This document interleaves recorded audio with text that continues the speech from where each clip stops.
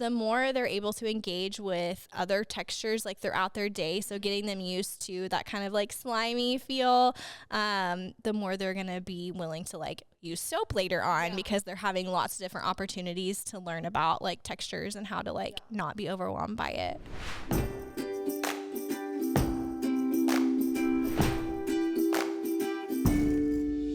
Welcome to the Helping Kids Be Kids podcast. I am Ann Chinworth, the outreach manager here at Little Lighthouse. And this is Hannah Jimenez, our director of education. And we're doing a series on sensory processing and all the different senses. So this episode, we're going to talk about tactile, the sense of touch. And so to start off, what is tactile processing? Yeah, so tactile processing is literally just how we use our skin to feel different textures, and our brains take in that information and process it and use it to understand the world around us. Great. Can you give us some examples of that? Yeah, so like if you like, there's like that game on like weird shows where they'll have like things in bags and you're just like stick your hand in and like feel stuff. So it's like how you can like feel something without seeing it or like hearing any sounds or anything, and you can use your hands, like just your sense of touch can figure out what that item is. Okay. Yeah. I like that example. I was thinking of on Jimmy Fallon when they have the like guess what's in the box or whatever. Yes. So everyone kind of processes senses differently. When it comes to touch, what does that look like for different people? What's that scale look like? Yeah, so we all have different thresholds, which is the point in which we experience sensations. So someone with a really low tactile threshold is going to feel touch like heavier, and they're going to feel things like right away. They're not going to need like deep pressure to feel and understand things.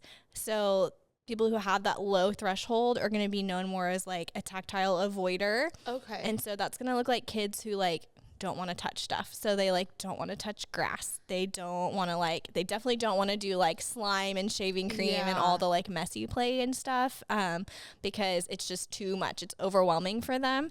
It just gives them too much sensation and it like overloads them. On the other side of that, you've got tactile like seekers who have a very high threshold. So they need more touch to like process and understand that. And so they're going to be the kids who like dive right into the messiest, gooeyest play. They're going to want to play in the mud. They're going to want to roll around in the grass, take their shoes off and like feel things with their feet. Like, I don't know if you've seen like toddlers a lot of times, they'll like take their shoes off and like rub their feet on things.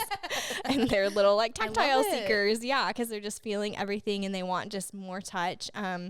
And this can kind of go with like physical touch too. So sometimes you'll have tactile avoiders who like, even when you're like touching them, kind of like a soft touch, what you think is a soft touch can be like hard to them. Or on the opposite side of that, those seekers a lot of times will love to be like squeezed and hugged and like just, they want someone to like rub their back, and they love to like feel any kind of just like tactile sensation. So what are some like specific strategies that you can use to help people reach the correct like touch threshold? Yeah. So for kids, especially who avoid tactile input, it's really good to like still introduce different textures to them, but just in a very like low pressure way. So we use a lot of sensory play at Little Lighthouse, and you'll see both ends where some kids get their whole body into it, and then there's some kids who will just completely sit back and they're happy just watching their friends engage. And for those kids, it's okay that they're not in the middle of it. It's great that we're showing them the different things though, and giving them a chance to explore. And just the more opportunities they have to explore, the more likely they are to engage at some point. And it's also important to just still include them in a different way. So one of the things we do here at Little Lighthouse in the fall is muddy pigs. Love it. And our classes, some of them will actually go outside and the kids play in the mud. Some of them fill giant kiddie pools full of pudding, chocolate pudding to look like mud. And the kids love it. But there are a handful of kids who are tactile avoiders, and it's very overstimulating for them. Like they do not want mud on them. They do not want pudding stuck to their hands. Like that's very bothersome. So you can give them like a tool to use instead. So some kids will take like a paintbrush and they'll get the pudding or mud and like paint it on something, or just any kind of like spoon or something to like interact with it without like getting messy. That's just a really good way for them to like start exploring different textures. And then also like if that is even too much, just figuring out a way to include them. So like you could have them set up with just like little pigs to play with. Cute. And maybe like some kind of like fake mud. So you could do like little like beans that are brown or like something that's still including them in what's happening. And our teachers here do a really good job of that.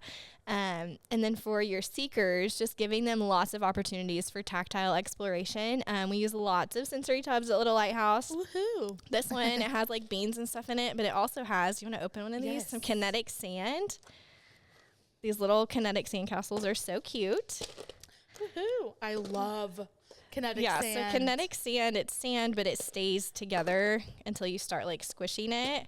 And our tactile seekers love stuff like this.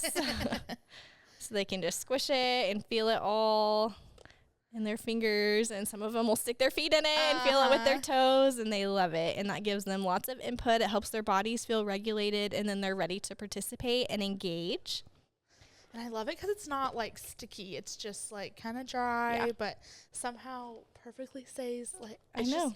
I could literally do this for hours. I know, it's very relaxing. I maybe just need a little thing of kinetic sand at my desk while I work, like, while I'm processing things. Yeah. A little fidget for myself. Yeah. Yeah. And so that's something that can help tactile seekers also, is if you have some kind of like textured fidget toy for them to play with, just to give them that input that they need. I had a little boy who was always like messing with his pants and rubbing things and peeling the stuff off his desk. And so we would put a strip of like the hard Velcro that has the adhesive on it on his desk, and he would sit and he would just rub the Velcro on his desk, and he would focus so much better because he had some kind of like input, tactile input. Yeah. That's so smart. Our previous boss, Linda, got us these bracelets that are like wooden beads, and they can kind of like roll. And I actually have it at my desk, and it's kind of too small for me to wear. It's really tiny, but I always just hold it in my hands and like rub it while I'm like thinking or processing or working on any like documents or anything. And I definitely think I'm a tactile seeker for sure. So that tactile. Yeah, that tactile input is just helping your system regulate. Yeah. So you can focus. It's great. Yeah. I love it. Oh, I do need to get a little sensory bin at my desk. Are there any specialists that can specifically help with the tactile sense? Yeah.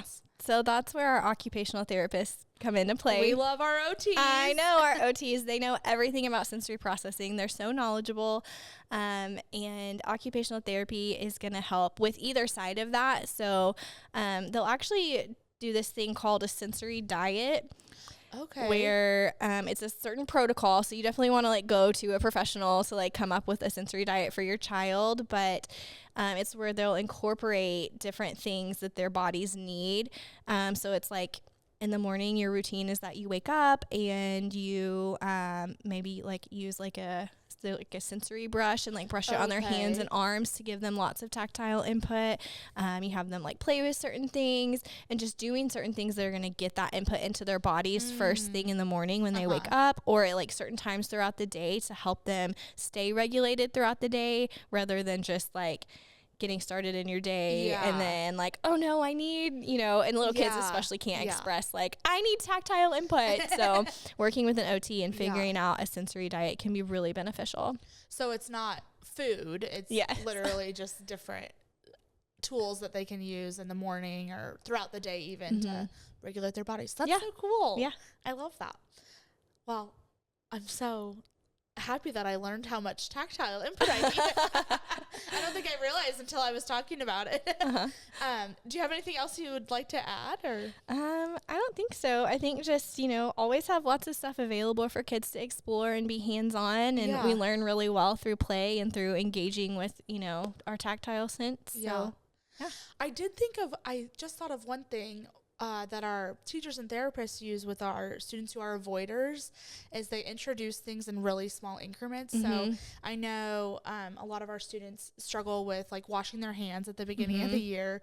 They don't like that soap. They don't like that sticky, like, what's the word? I think it's like slimy. Yeah, slimy. Yeah, that's the word.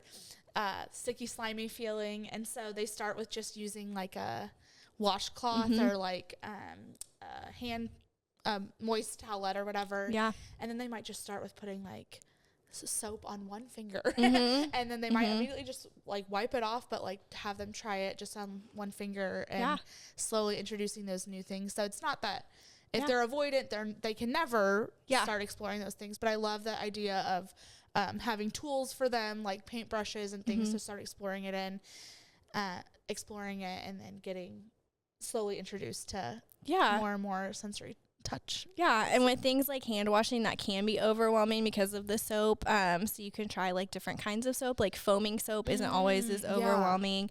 But just the more they're able to engage with other textures like throughout their day, so getting them used to that kind of like slimy feel, the more they're going to be willing to like use soap later on because they're having lots of different opportunities to learn about like textures and how to like not be overwhelmed by it. Yeah, that's great. I love it. Well, great. Thanks for tuning in to this episode. I hope you guys learned something. Maybe you learned, like me, that you're a tactile seeker, or maybe you learned that you're an avoider. But yeah, I hope you guys stay tuned for the rest of our series on the senses. And thanks for being here.